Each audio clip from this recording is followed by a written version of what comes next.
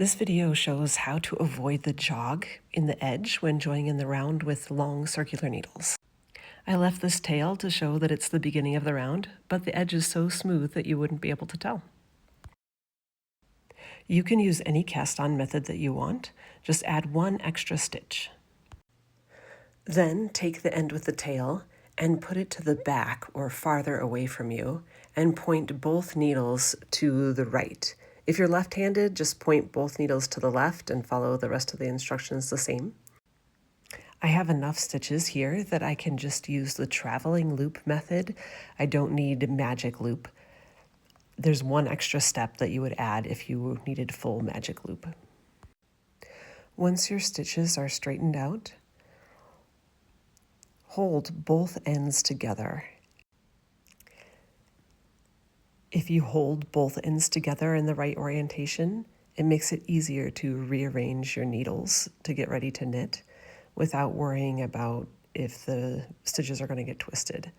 Because they're held here, they're going to stay. So pull that back needle out and push the front needle in and get your stitches kind of arranged to make it easy to knit.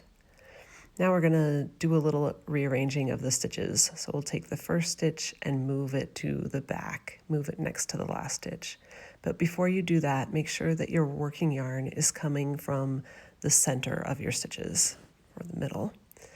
And then take the first stitch and slip the stitch, and then pull your needle through so that that stitch is now next to the last stitch.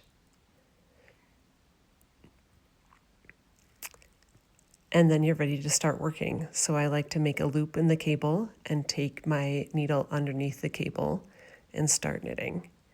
In this case, my first stitch is a purl stitch. So I'll bring the yarn to the front and purl. It's actually a 1x1 rib, so I'm just going to purl and then knit. And just keep working until you get to the last 2 stitches on the needle. And remember that we cast on 1 extra stitch and then we slipped a stitch from the beginning back here. So now I have that slip stitch and 1 extra stitch, and I'm going to work these 2 together. Or really what I want to do is have that 1 stitch go over the top of the slip stitch.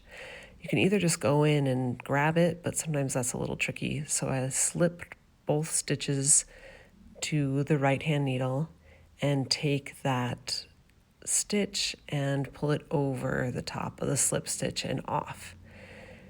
And then work this stitch in pattern as normal. And that's it. That eliminates the jog. It also got us back to the correct number of stitches. And you'll have a nice smooth edge.